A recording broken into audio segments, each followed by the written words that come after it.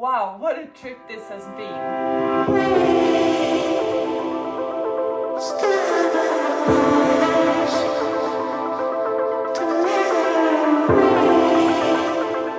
Truly incredible, and I've seen so many stuff, but I was living out of this one for 4 months. I did a little packing video beforehand where I showed everything that I packed, and now I'm gonna update that video to show what has changed. What do I wish that I didn't bring? What do I wish that I would have brought from the beginning? And how I managed to travel around Asia for 4 months, doing 5 countries, and only living out of this one. So to start off, the weight of this bag was around 10 kilos when I left. I would say I have paid overweight once with this one. Now it's 12 kilos, but that was because I only booked carry-on luggage with AirAsia and they caught me. So yes, only once I had to pay extra for overweight, but otherwise this bag has been fine and I've been fine with the weight. Looking at the exterior of the bag, it's kept up so well. I only have one little scratch because I pressed it in the overhead compartment in the airplane. So that is pretty much my fault, but otherwise than that, it's looking just like it did before, which I'm very surprised over. So let's open this baby boy up and see what's inside it now. For the outside compartment, here I've had my jacket. It's a lightweighted rain jacket, and this one has been crucial when I've been traveling. It has been pissing down in some locations, it has been really windy, and it's been cold. So this one has been a true lifesaver when it comes to protecting myself, and then I can always layer underneath like a hoodie and shirts and stuff. So definitely bring a proper and a good lightweighted rain jacket or wind jacket. Combined would be the ideal, so you have it for your trip. Then we have this little or sort of medium waterproof bag, and this one has also been really useful. Firstly, to protect all my electronics and all my belongings when I've been to the beach or on a boat trip or somewhere where it's been raining. But I also figured out I could use it as a cooling bag. So in Thailand, when it was really hot, we used this one to put beers and water and soft drinks and stuff and just fill it up with ice. So this one was definitely something that I'm really happy that I brought with. Now on to my first aid kit. This one, I would say if you go on a hiking trip and you go somewhere where you are really remote and the danger is quite high, it's excellent to have with you. In my occasion, when I was traveling, I was always in like cities or beach towns or locations where there was always a pharmacy. So I never ended up using this one. I had to throw out some tools that wasn't allowed in the carry-on for the flight. So thinking back about it, I would probably have left this one home since everything was so accessible, and just brought some basic things with me, but not a whole first aid kit. But it's up to you depending on the trip that you go for, but this one for me didn't make it. On to the next apartment, which is the small apartment. I have my luggage scale. This one has been so helpful, and it's been helpful for me for years. I've been traveling now for almost 10 years, and this one always comes into hand.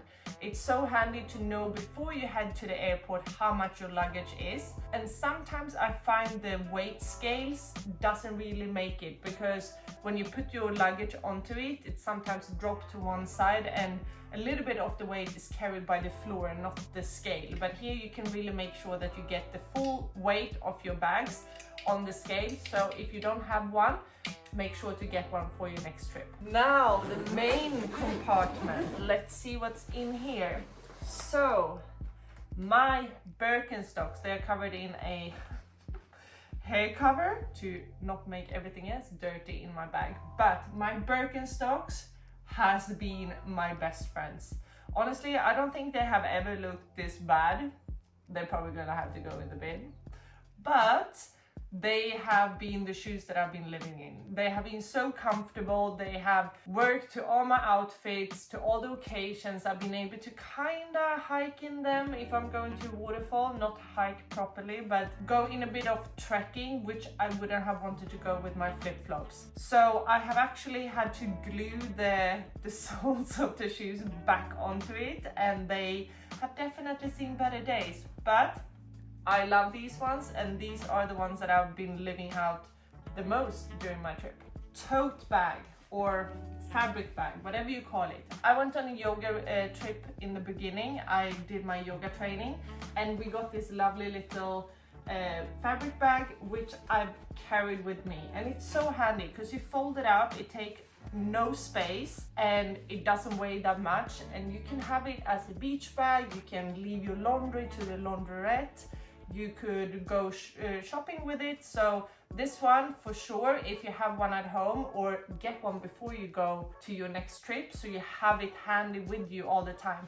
I also use this one when I go onto the plane to put all my snacks and my book and my phone and wallet and all of those things, so I can have it handy underneath the seat, so I don't need to have any backpacks or big items. Since I'm tall, it's already small and crowded space, so I want to have something small that I could just tuck under but still keep all the essentials with me and close by. Capley cap.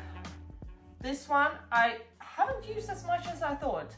I could probably have gone away with not bringing it, but then there's been quite sunny days, especially when you're sunbathing. I kind of like to put it over my face, but looking back at it, I probably would have got a more beachy, like summer vacation kind of hat when I was already in Asia, rather than bringing this one. So this one, no. My toiletry bag. I have had everything that I needed in here. I have had these small ones with shampoo and conditioner, and I've always met people that I've been able to share like a new bottle of shampoo and conditioner, split the cost, and then just fill them up. Or I have got a shampoo and conditioner and body wash at the start of my trip, and since I've been for like around a month in each place, I've never had to struggle with it, because I always top these ones up just before I go to my next destination, and no issues with security or anything. So I've had face wash, body wash, my razor. I found this nice little hair scalp oil, which I've then brought with me. So yeah, everything in here definitely come with me next time. Umbrella. No, don't bring it. There's very rare occasions where you're overseas, you decide to bring an umbrella, it's not windy, so you can actually use the umbrella. Normally it's stormy at the same time as it's raining, so the umbrella just goes poof, the wrong way. You know what I mean. So this one has actually just added onto my weight, and I have not once used it. If there has been rain, either I've just enjoyed the rain, get wet and carry on with my life, or I put on my rain jacket, but I've never decided to actually take up my umbrella. So this one won't come for my next trip. Flippily flops. Yes. You need it. Like, it's essential. When you're on holiday, when you're away, when you're in a warm country, you want your flip-flops, so I don't think I need to convince you to bring them with. They have been very nice in many occasions, so they are a yes. Then we have sarong, and if you have seen my other video, you can see that this sarong is not the sarong that I brought with me. I bought this one in Bali, and it's a fully black one, and I have loved it since I got it. Honestly, it's been so nice, because not only does it work as a sarong which I can lie on to sunbathe or to, I don't know what to do with this sarong, but it's worked so well for covering up. For example, when I've been to temples and when I've been too cold, I've been able to put it over my shoulders or around my hips or anything, and it's made me look fashionable. Normally you have a sarong and there's loads of patterns and it doesn't really fit in with the rest of your clothes, but having a completely black one, I've actually been able to take my, where do we have it? Swimsuit, put this one on around my hips and make a beautiful black dress, which no one knows is a sarong together with the swimsuit. So this one, mwah, love it, yes. In here we have all my bikinis, my underwears, my socks, my you name it. Here's also some bikinis. Well, I would say for the amount of times I've been wearing shoes, I bought way too many socks. I should probably have gone for more underwears, just because if you move around a lot, you might not have time to do laundry all the time. So I found myself being like on my last pair of underwear too many times rather than my last pair of socks. So what I would have done is maybe taken 15 to 20 underwears. Mine is quite small, so it doesn't add up too much of the weight, but up to you. But I would have brought more than I thought I needed of underwears and less than I thought I needed of socks. So maybe 3 socks and 15 to 20 underwears, just so I could keep myself going for longer without feeling desperate in need of a laundry. Then we have the big clothing compartment. So my clothes have changed a lot since I started this journey. What I thought I wanted to have with me on this trip was not what I wanted to have with me on this trip. So if you look at it, I would have wanted more nice, like just take on shorts. What I did live in though was this little skirt that I bought in Bali, and it was so convenient to just throw on. It was nice and lightweighted.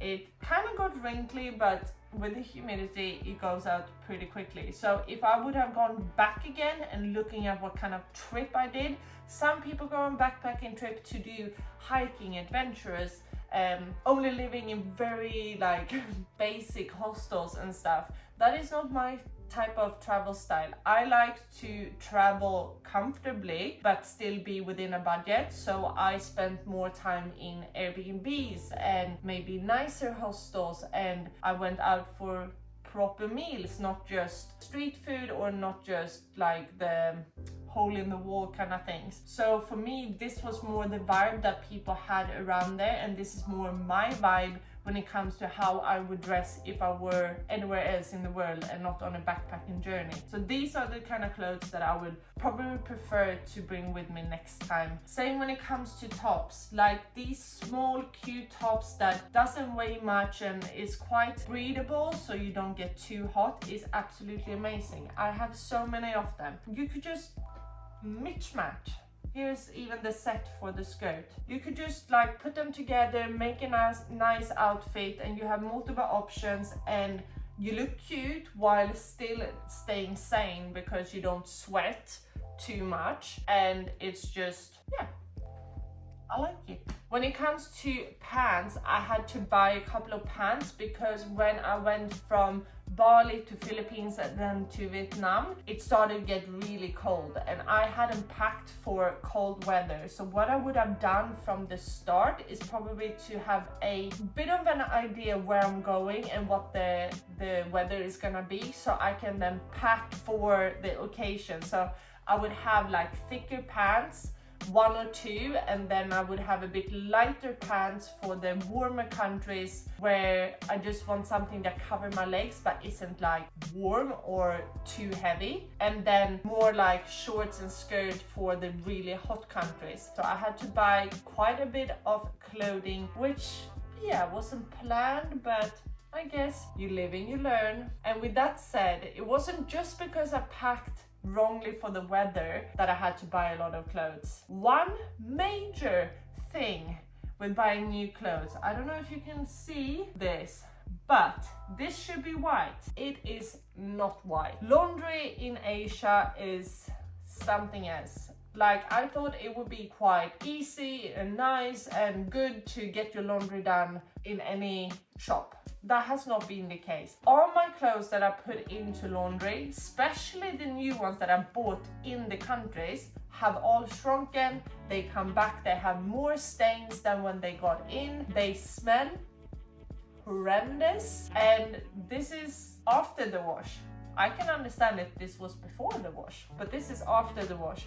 So I've probably thrown away maybe, I don't know, 5 to 10 pieces of clothes because I haven't been able to use them again. They have been that bad. So that's something to watch out for. And that comes with my second tip around this topic, is to maybe bring less white or bright colors. So I have seen that I packed a lot of white clothes, and yes, they are more prone to get stains, and that has definitely been the case. If you're comfortable with not wearing that much white is kind of my color when I'm away, I would suggest you to not bring as many white clothes. Cream would be better, any other color, black, all those things, but just the white, it won't stay white. One wash and it would be either cream color, or it would have stains, or it would have shrunken, or anything like that. So white clothes, I love them, but I would probably say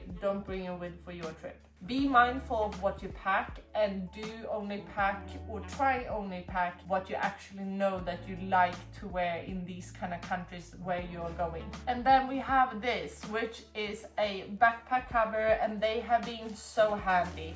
I forgot one of mine in Asia, but at least I have one that I can show you. And they are so good to just pop on your bag, and it's been so many situations where it's just started to hail down or piss down with rain, and you have your electronics, you have all your clothes, you are going from one destination to the next, or you're on a scooter trying to move around, and you don't want your stuff to be either broken or completely wet when you get there or anything like that. So these ones have been gold. So if you are on the fence of getting a backpack cover or not, get it. You need it, and they don't weigh that much, they don't cost that much, and they're gonna save you headaches when you're away on a trip. And my last one is a little take with you laundry detergent. And yes, this has been very helpful. I would probably not have brought as many as I did, but looking back, I only have one left, so I guess I needed them. But they have been super convenient when I've had clothes, for example, the white clothes that I don't want to shrink or get more stains. I've been able to take this in the sink or in a bucket or somewhere where I've been able to pull this in, put some water in, and do my washing by hand, and then just hang it up to dry. And since it's really hot over in Asia in the winter season, it dries in no time. These ones has been very handy, and if you have the opportunity or availability to bring this one with you, I would highly recommend it. So that is a walkthrough of my backpack, what I brought with me, what I wish I didn't bring with me, and kind of my ideas coming back now from this trip, and having lived out of this one for 4.5 months. It's been a challenge, but I'm so glad I did it, because it showed me how few things I actually need to be able to live comfortably when I'm away. But also I kind of feel like I'm gonna implement that when I'm here as well. Like, the minimalistic packing is the way to go, because it's been so convenient.